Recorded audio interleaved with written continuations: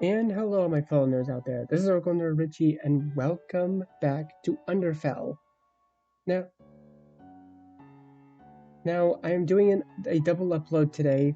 So once you finish watching this video, go ahead and watch my Pokemon Day video. I think you guys might end up enjoying it. So last time we ended off the series, we finally got to the ending, showing all the monsters ultimate kindness. But now we have some bonus scenes. So we have bonus story, the first storm, and before the void. So let's go ahead and do the bonus scene first, the first storm. It's the very first thunderstorm to come into the area since the monsters have returned to the surface. As soon as you saw the weather forecast, you immediately insisted on getting your friends together to watch the storm. The Gasters have a nice wide living room with a magnificent window at the front. It's a perfect place to watch. The monsters were amused by your enthusiasm and agreed. Most of them never been through a storm before. They have rain when water leaks down the stalactites in the marshes, but it's always gentle and refreshing. The storm was supposed to be intense and the first severe one of the year to signify spring's approach. You were so excited to witness their reactions. Bonus, an hour before the storm arrives. You got snacks and drinks all prepared when you head over to the Gasters. One of the benefits from being being neighbors means your trip doesn't take long. Good day, Papyrus greets you at the door. He immediately offers to help you carry your armful of goodies. What is all of this for? Exactly how long is this storm party supposed to last? Sans asks warily from behind Papyrus. At Papyrus' sharp glare, Sans quickly adds a nervous tone. No offense or anything. however long they wanted to, you tell them. While you hope the monsters will be interested in the storm, you did prepare a scary movie to watch with it going on in the background. It's not your favorite movie, but the scares make it well suited to watch during a thunderstorm. Great, cause I've got plans tonight, says Hans. Groby's testing his menu tonight. Free food and booze for all the taste testers. Don't worry, Angel. I'll bring you back your faves. You beam. You step into their front room and take off your shoes. Wingding and Papyrus need a clean home, or they will turn into grumpy bears. The Gaster family home is well kept, and is a strange collage of intensely edgy, dark and so minimalistic it's clinical decor. It's hard to tell which brother chose what. It's all very them. Papyrus and Sans follow behind you as you enter their living room. Wingding immediately greets you by stepping out of the shadows and pulls you in for a kiss. Sans makes an annoyed noise. Go to your room if you're gonna do that. Wingding pulls away from you to give his brother a dry look. Don't you have some video game to play in the corner like the child you are? Sans shifts his way and he glowers. Why would I need that when I've got my favorite punching bag here? Wingding smiles coldly. There's brother, if you insist. You clear your throat. Both go silent. You step away from Wingding and ask your date mates if they would help you get ready for the storm now. Of course they agree. At your insistence, the Gasters help move the furniture. They turn the couch around to face the huge living room window. Wingding takes down the curtains to ensure the unobstructed view. Papyrus grabs more pillows and blankets to make a cozy sitting area around the couch.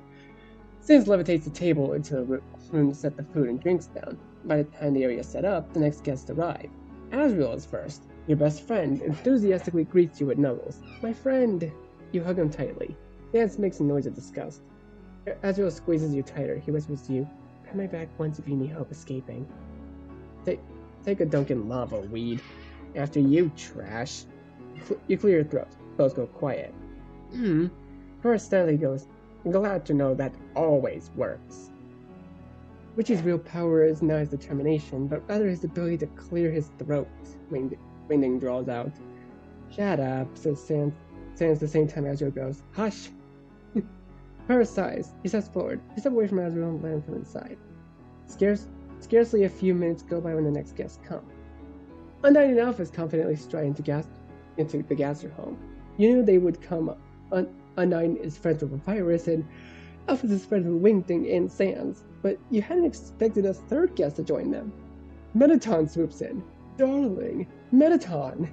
You have to hug Mettaton, especially when he opens his arms expectantly for a hug. It was thanks to his help that you were able to reach out to so many monsters that inspired them to come to the surface. That's forever placed him as one of your favorite people. Mettaton pats your back, then kisses both your cheeks. Hey, what the fuck? Hey, what the fuck? Sans says. Familiar hands are immediately placed on your waist, and you are yanked away from the monster. You're pulled up into the air by levitating hands. Apologies, my dear. They simply have a mind of their own, says Wingding, his tone too innocent to be sincere. Sans grins smugly at Mettaton. Mettaton looks deeply amused. Jealousy is adorable to watch. Jealousy implies insecurity. Why wouldn't you be? Have you seen me? There is no need for this. Let our guests inside, brother. I don't know. I kinda want to see where this goes. It will only lead to violence. Yeah, I want to see it. You politely ask your date-mates to please let you down, and encourage both Sans and Wingding that violence is never the answer. It can be. Wingding sighs. Wingding takes a seat on the couch in the center, then gently lowers you to his lap. There, dear. Is this better? You smirk and make yourself comfortable. Yep. Aww. And here I am without my camera. Good. I'd hate to have to break it. Undyne, Alphys, and Mettaton step inside. Papyrus quietly shuts the door behind you. With Mettaton's arrival, there's only a few minutes left until a storm is meant to arrive. It's gotten dark outside, remarks Undyne as she glances outside the window. That's normal, right? Yes, since everyone's here, it's time for everyone to grab their seat. You rest your head in the crook of Wingding's neck. He gently runs his fingers up and down your arms. Sans and Papyrus have moved to sit on the couch on either side of you and Wingding. The storm arrives. The darkness of the storm overcast rivals that of the underground. Are you sure this is normal? Mettaton asks you. It looks like night. Yep, Alphys says. From what I've read, it gets dark because the clouds are blocking the sun. Isn't the sun supposed to be the brightest star? The sun is a star, Sans explains. It's also hella far away. Anything big enough and in between us and the sun will block it. It's one thing to read about it, Wingding remarks, but seeing it in person is a different experience. Yeah, books didn't mention the smell either. He can smell it from inside? Sans has excellent senses. His hearing is superb. Sans coughs, a red tint under his eyes. Which is why it is so aggravating when he does not utilize his full capabilities. Oh, come on, boss. I am not wrong. There is nothing more frustrating than seeing a talented monster waste his time. You have no excuse to keep that up on the surface, and so help me if I catch you slacking at work. Why you gotta compliment me in the same... Why you gotta compliment me in the same breath you threaten me? It's your baby brother, Sans. Wingding chides. He only wants what's best for you. Ugh. If you ever get tired of your work, you're more than welcome to help me with mine. I'm pulling my I want to live card again. Sans, I would never put you in a dangerous situation for my job. Bob, what if I paid you? Paid you? Ezreal wonders out loud. Wingding tilts his head. How much? What the fuck? You see his grin. He has a grin on his face. You ask if everyone would please leave your date mates alive and healthy. You'd be very sad if he was hurt. Only for you, sighs Azrael. I suppose we can oblige, Wingding echoes Azrael's sigh. Thanks, Sans says dryly as he chuckles. The first streak of lightning shoots across the sky. It's close enough that it lights up the entire room. At once you hear gasps. Sans' eyelids shrink in their sockets wide. as his sockets widen. What the stars above? Huh. And then the thunder claps and it's a massive storm. And the thunder that came from it is powerful enough to shake the house. Three things instantly happen. One, Sans immediately raises his right hand. Your vision of the outside world is obscured by crimson red bones that have been conjured around the house. He shielded the house. Two, Papyrus grabs you out of Wingding's arms with one hand and grabs the back of Sans' jacket with the other. He yanks you both under one arm where you are squashed into sand.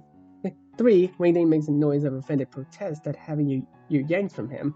You are certain he only allowed it to happen because it was Papyrus. Had anyone else tried, well, at the end of this moment, you see Papyrus start to reach for Wingding. You also note that Undyne has grabbed Alphys. The only two monsters not visibly react are Metaton and Asriel, both of whom look smugly amused from Papyrus's and Sans' reaction. Papyrus, we are not in any danger. Do not try to pick me up, Wingding firmly says. Papyrus stops reaching for Wingding. But do not try to pick me up. But do not. Sit down, baby bones. Let our date mates and brother go. Yeah, Papyrus sits down and he does. He sets you and Sans on your feet. You're sure it's safe? Sans hesitantly looks out the window. It is. You may lower your shield, says Wingding. Sans drops his hand and the bones disappear. Sit, Wingding. He sits on the couch. Wingding then looks to you. Sit. You sit on Wingding's lap, Papyrus's lap. He makes Sans get up so you can sit, then place him on your lap. We'll sit in Wingding's lap. Why not? What the fuck was that? Undyne demands as she lowers Alphys to the floor. Thunder, you explain. Is it normally so loud? It can be. It's harmless, Wingding says, in surprisingly gentle tone. He's looking at his brothers. It did not sound harmless. Sans' trombone can be loud enough to shake the house. Think of it like that, says Wingding. We're all safe, I promise. I wasn't worried. I am entirely unbothered. Nothing can frighten the great Papyrus. Lightning flashes again. You count out loud. 1, 2, 3, 4, 5, 6, 7, 8. Boom! You tell them that the storm is 8 miles out. Now, the storm isn't even here yet? Alphys asks. Nope. You explain that we're in the outskirts. Oh, says Sans in a surprisingly small voice. You tell him that you can go over to your house. And you can go over to your house to grab some noise-canceling headphones if you want. Go? Outside? In this weather? Sans looks at you in Z belief. At the same time, Papyrus shouts, Go outside? Absolutely not. It's far too dangerous. It's actually very safe. No. What if you catch a cold? It's pouring. Okay. How often does bad weather happen? Metaton asks. You shrug. A lot more in the spring than any other season. You and the monsters sit at the window and watch the storm. As it would turn out, you had no need to bring the movie.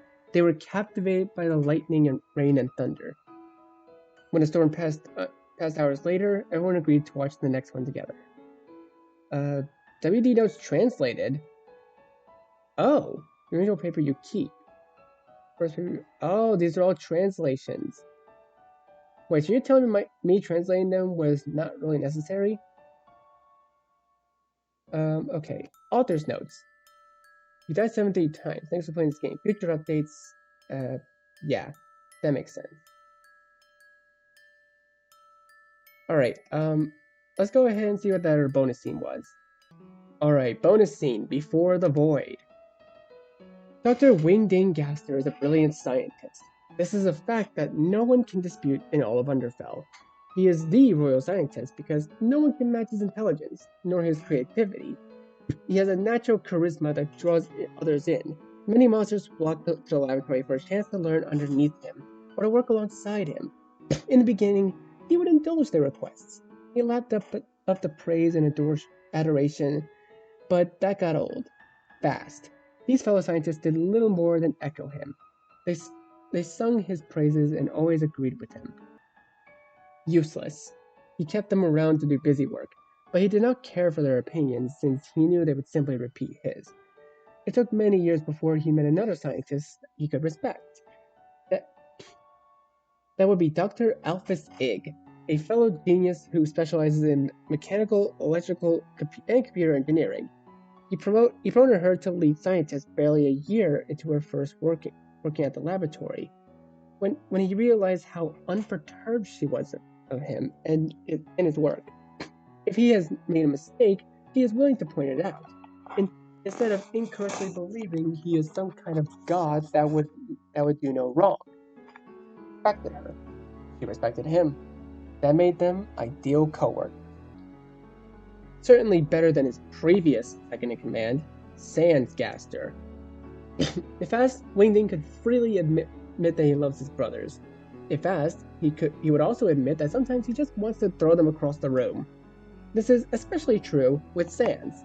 Sandsgaster is clever in many ways. He has a natural intuition for mechanical engineering and can build just about anything with the provided blueprints. When Sans worked in the lab, he was Wingding's second in command.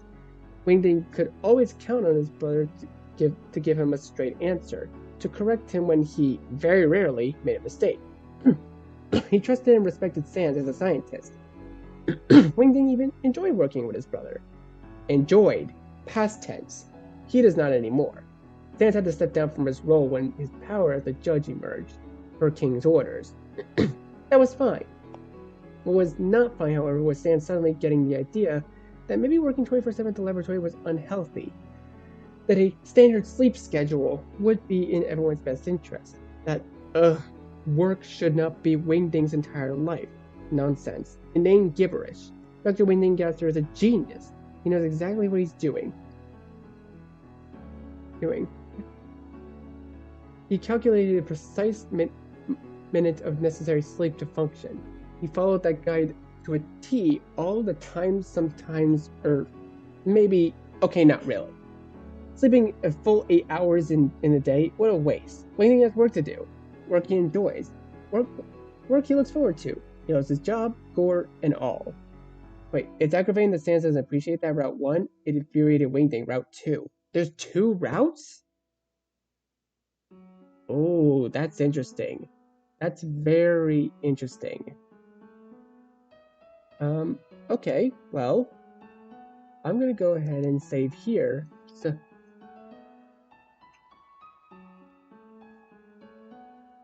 wait, okay. For the void. There we go. So that we can go down both routes. One evening, Dr. Wingding studies the beaker in front of him. The clear liquid has no reaction to a tiny bit of soul he dropped in earlier. He makes a note of that. He and Dr. Alphys are working tangentially on a joint project regarding transfusing souls into energy. Wingding is tackling the more organic side of things, while Alphys experiments with the inorganic perspective. Sans shortcuts into the testing room. Dr. Alphys is the first to notice him. She looks up from her computer and idly says, Sans, you're no longer a scientist here. You should not be shortcutting in. Sans drags his eyelids over to her and scoffs. Suck my dick, nerd. You're a damn enabler. He turns away from her. Wings, you haven't been home in a week. Wingding remains oblivious to Sans. Remains obvious to Sans, wholly absorbed in his work. Or oblivious, I think they meant. He pulls out another breaker and starts to fix the fluids together. Alphys's gaze narrows. She can't refute Sans' claims. She's not close enough to Wingding to reproach his awful, i.e. non-existent, sleep schedule. Frankly, she doesn't care. As long as Wingding's work is accurate and doesn't hinder hers, he can do whatever. Unlike Sans, who is now clearly interrupting their work. Bro, stop working. Dr. Alphys coldly rebukes him. Sans, judge or not, you cannot be in here without permission. Sans scoffs. Are you gonna stop me? No. Then Alphys sneers. Security, activate. The ceiling tile shifts. Several guns lowered from the ceiling point Sans. He gives her a look of blatant disbelief. Wow. Leave, Sans. We are working. Dr. Office cocks her head. He flips her off with one hand and grabs the back of Wingding's coat. Dr. Wingding Gasser seizes, now noticing Sans. He glowers. Do not take me home, Sans. I am in the middle of something extremely important. He shortcuts them both home. He throws Wingding onto his bed. Wingding's eyes narrow. Even his entire body sags into the bed. You are dead to me.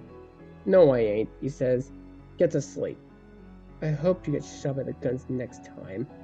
I hope you get sleep, you fucking idiot. Alright, let's go.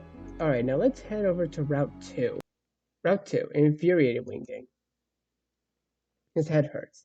It's not enough to stop what he's doing, but it's an annoyance.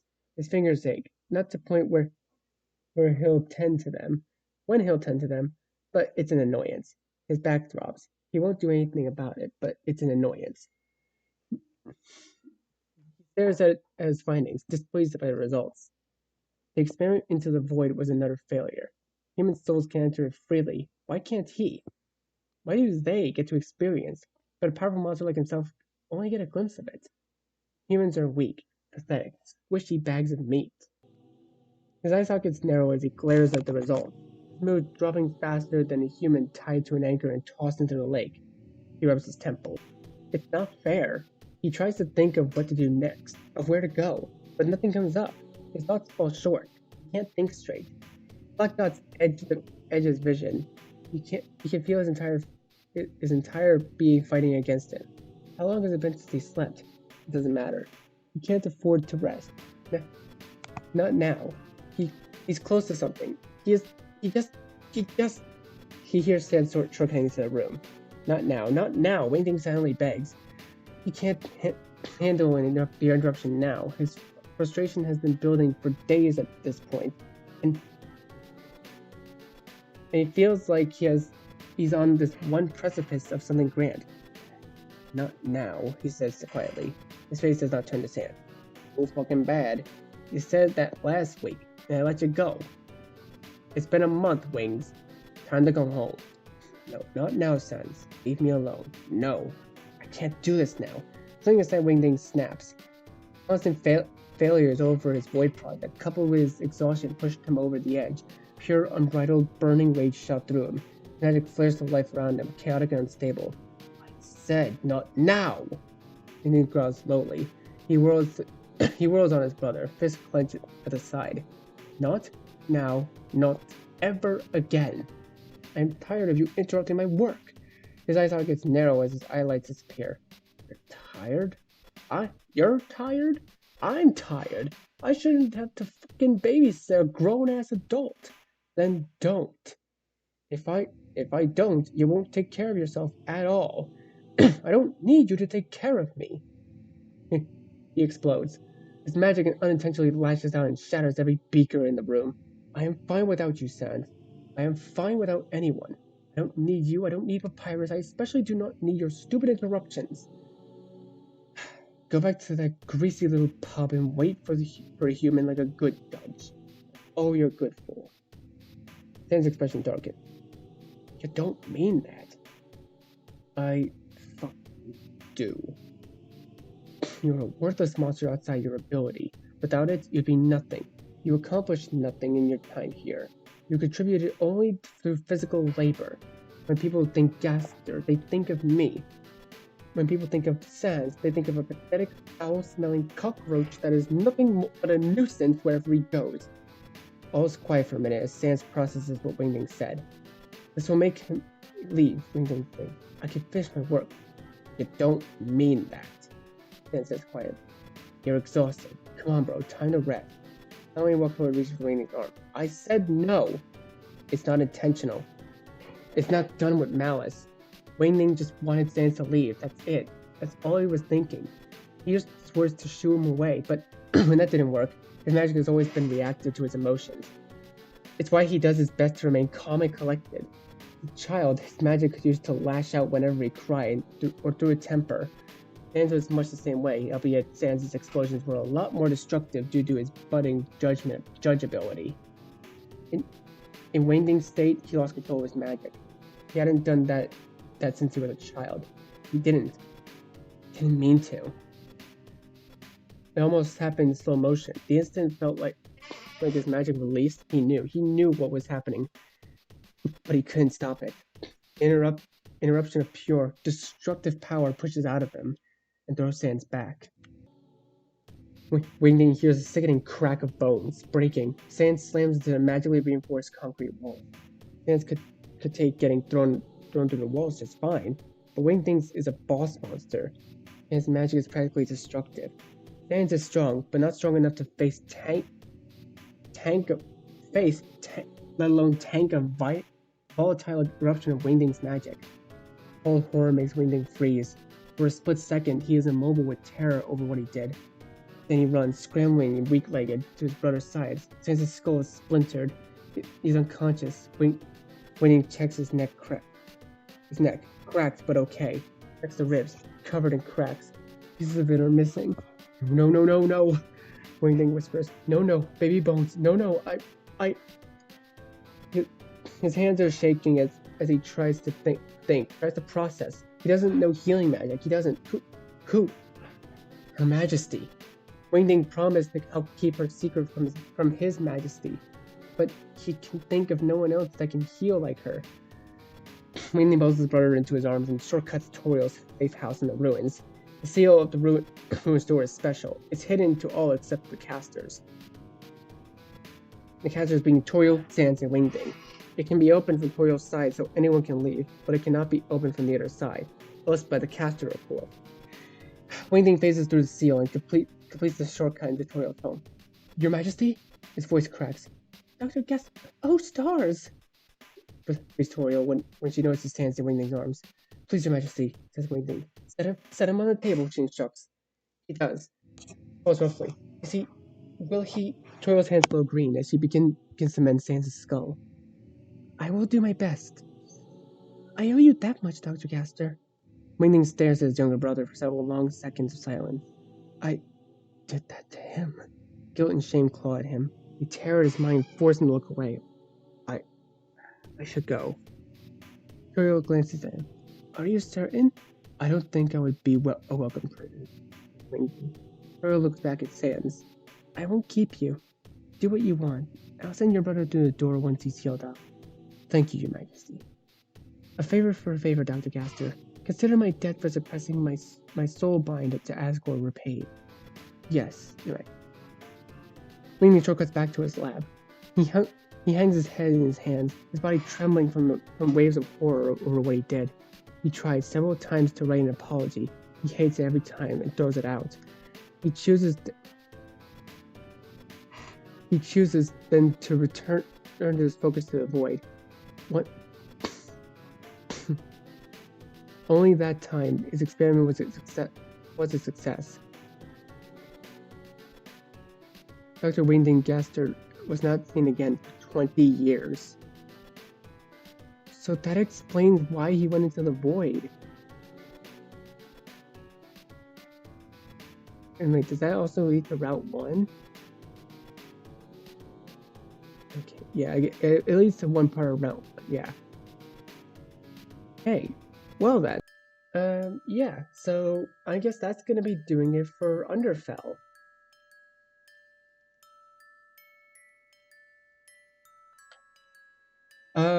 That's gonna do it for this video for now. It's gonna do it for Underfell entirely, actually.